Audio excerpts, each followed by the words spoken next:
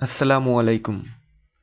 আমরা আমাদের পিসিটাকে ফাস্ট করার জন্য আমরা উইন্ডোজ প্লাস আর ক্লিক করব, এতে রান ওপেন হবে। যে রান ওপেন হওয়ার পরে আমরা এখানে টাইপ করব টিইএমপি, টেম্প, মানে টেম্পোরারি ফাইলগুলো। টেম্প লিখে যখন আমরা ওকে করব তখন আমাদের সামনে এরকম অনেকগুলো ফাইল ওপেন হবে। আমরা একটা ক্লিক করে কন্ট্রোল এ দিয়ে অল সিলেক্ট করে আমরা সবগুলোকে ডিলিট করে দেব। দেখেন, তারপর কিছু ফাইল ডিলিট হবে না, এটা তো রানিং যেটা চলতেছে, রানিং চালানোর জন্য যে ফাইলগুলো আছে ওইগুলো ডিলিট হবে না, ওইটা স্কিপ দিয়ে দিতে হবে and for all.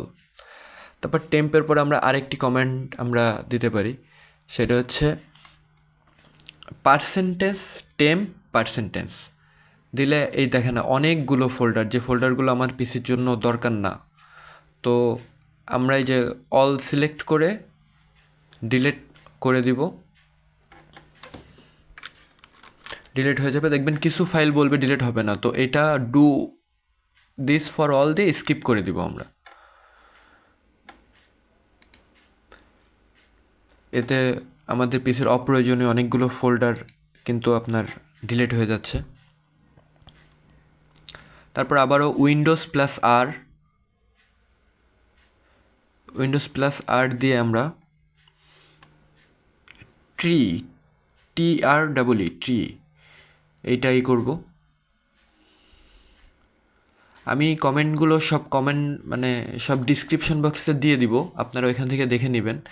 Clean MGR আমরা লিখব, ক্লিন এমজিআর উইন্ডোজ প্লাস আর দিয়ে দিলে এরকম একটা অপশন আসবে। আপনারা সি ড্রাইভ সিলেক্ট করব, তারপর দেখেন এই যে আমরা এই সাইটের সবগুলো অপশন সিলেক্ট করব।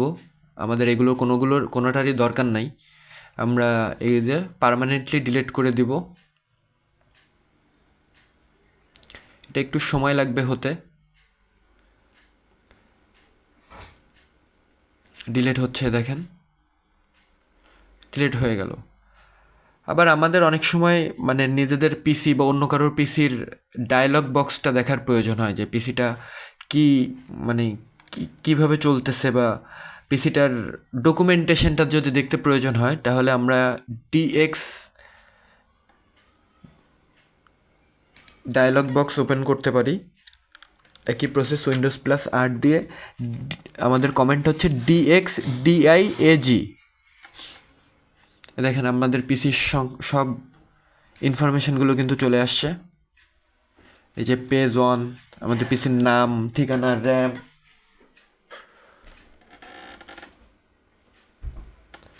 আমাদের পিসির সকল ইনফরমেশনটা এখানে চলে আসছে। আমরা যদি কখনো নতুন কোনো পিসি কিনতে চাই বা সেকেন্ড হ্যান্ড কোনো পিসি যদি কিনতে চাই, তাহলে আমরা তার কনফিগারেশনটা এইভাবে সহজেই চেক করতে পারবো। আমরা এই ইনফরমেশনটা সেভও করতে পারবো, আমাদের কিন্তু অনেক সময় প্রয়োজন হয়, আমরা সেভ করে রাখি। সেভ অল ইনফরমেশন দিলে কিন্তু ইনফরমেশনটা টিএক্সটি ফরম্যাটে সেভ হয়ে যাবে। পিসির সকল ইনফরমেশন রিলেটেড যত আছে সেটা কিন্তু সেভ হয়ে গেল। শেষে আরেকটা অপারেশন আছে, প্রিফেচ। প্রিফেচ দিলেও এরকম আরও কিছু, ওই যে ফাইল দেখেন কি পরিমাণে জাঙ্ক ফাইল, যেটা অপ্রয়োজনীয়, আমরা এটা অল সিলেক্ট করে ডিলিট করে দিব। কিছু আছে যেটা কিন্তু কখনোই ডিলিট হবে না, কারণ ওইটা দিয়েই তো আপনার পিসিটা এখন চলতেছে বা এখন এই পারফরমেন্সগুলো অপারেট করতেছে আর কি।